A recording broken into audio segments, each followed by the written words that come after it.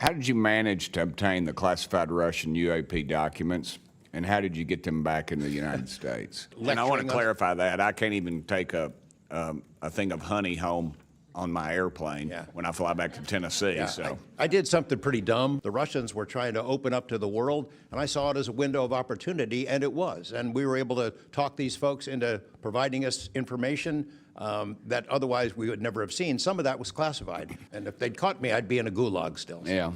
What happened to the Russians that came forward to you in 1993, and were there any repercussions for them?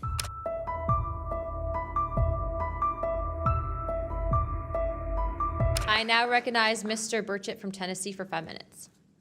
Thank you, Chair Lady, and thank you, Ranking Member Crockett. I see a lot of friends out there, and I see a couple enemies, so I'll kind of remember that. But it's a pleasure being here. I want to remind people, too, this thing is an ongoing deal. We're not going to get this overnight. We've been fighting this battle, some of y'all, for 30 years and maybe longer. I hope we just keep focused on what we're trying to get to is total disclosure. We get a little wrapped up in a lot of things, but the government has something, and they need to turn it over to us. We pay their dadgum salary, you pay our salary, and you ought to get more out of us than you do. And that's what disgusts me about this whole thing. I think they're just trying to run the clock out on us, really. They'll poke us a little, and they'll make jokes to us and try to pull us off the target, but I think we know where we're at, and that's why they're firing at us, because we are over the target. My first question is, Mr. Knapp, I recently introduced the UAP Whistleblower Protection Act to help provide whistleblower protection to federal personnel for disclosing the use of federal taxpayer funds to investigate UFOs. I still don't want to say UAPs. How can Congress further increase whistleblower protections? I think you got to unleash the dogs and go track down the money and where it goes, because a lot of this stuff has been moved out of government. Sure. As you know, Rep. Burchett, it's been given to private contractors who stashed it away. They've had it for so long that there's nobody left inside government, or very few, who know where it is. And they do that to keep us from FOIA, correct? Yeah, it's to keep it from FOIA. And I think that the contractors who've had this stuff for a very long time set their own standards about who is allowed to know what. And it's a very small group that ever cracks that. I think Representative Luna has been looking at the use of classifications to hide things. I'm not sure that even this committee getting security clearances that should allow you to see this stuff would allow you to follow where it really goes. I worry about the people that are looking at it and don't even know what they're looking at. I mean, it's gone through so many, I mean, since Roswell, for instance. I mean, you think there's nobody even alive that was around any of that stuff. Yeah, so. I don't think they've made much progress from the people that I've talked to. I don't think they've made much progress in learning that technology. Might have made some, but you wonder, you know, the implication is tic-tac. Oh, yeah, that's ours. What flew over Washington, D.C. in '52, is that ours too? When are you going to break that out? You guys authorized tens of billions, hundreds of billions of dollars on weapon systems that can't do half of what we've seen UFOs do. So when do they break this out? If it's really a classified project could change the world. I don't think they've made much progress, and I think they've been lying to us and to you and the rest of the world, and they're still doing it. Yes, sir, I agree with you. How did you manage to obtain the classified Russian UAP documents, and how did you get them back in the United States? Well, I met this Russian physicist who was in the United States lecturing. And I want to clarify that. I can't even take a thing of honey home on my airplane when I fly back to Tennessee. Yeah, so I did something pretty dumb. And I'm bitter about it, but go ahead.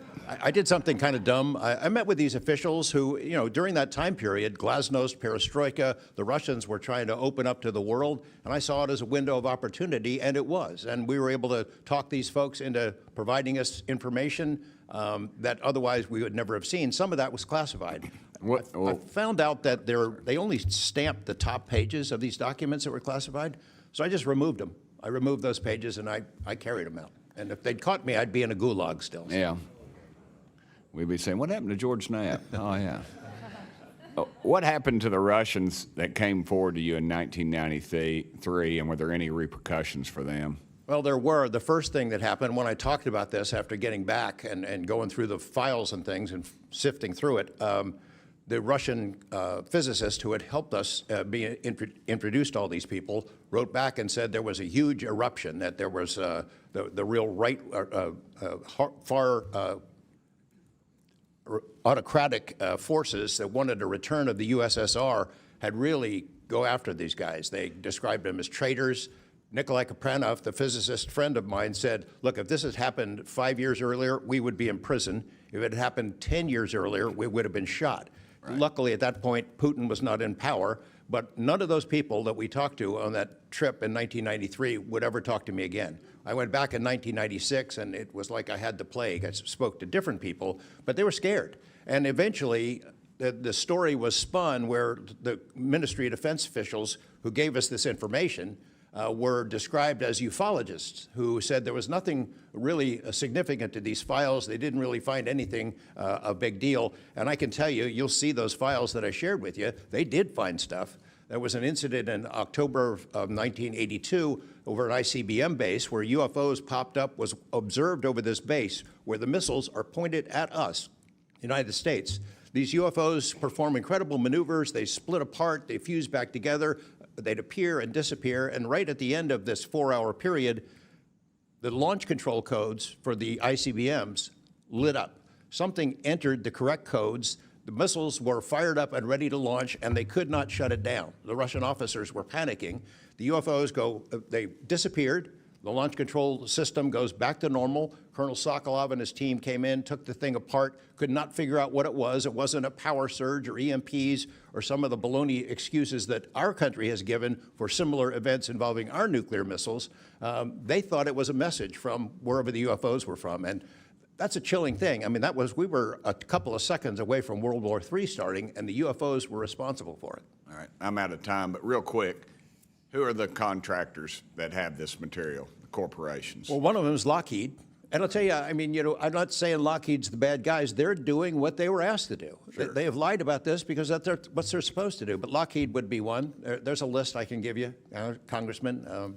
Some of the big ones, the usual suspects. Okay, thank you. Yield back, Chair Lady. Sorry for going over. It's all good. It's all George Knapp's fault. I now recognize Ms. Boebert for 5 minutes. Thank you, Madam Chair. Chief Wiggins, based on your training and operational experience, could the behavior that you witnessed, a transmedium object vanishing without a sound, be explained by any known technology that we possess or other governments possess? It cannot. No. And has any government agency debriefed you or any of your shipmates regarding the EOIR and radar confirmed UAP encounter aboard USS Jackson? No one has, no, ma'am. What was that encounter like when you brought that up? If you want to briefly summarize that, when you brought that to their attention and then you were not provided any follow-up, who was told and how did you feel when there was no contact back to you? As far as the actual incident happening Yes, or sir. the reporting level? Yes, Chief. It was within the event happening. My duties are to report to the tactical action officer on watch while we're standing watch. So tactical action officer was there. I made my report. I've not had any discussion outside of that day. There's been no communication to me or requests from me within inside of the military.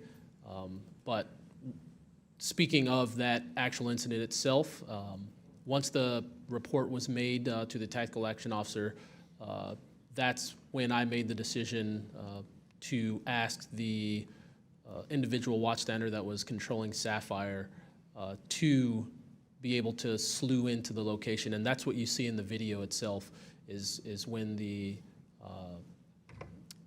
watchstander is slewing in and kind of showing us what we're looking at.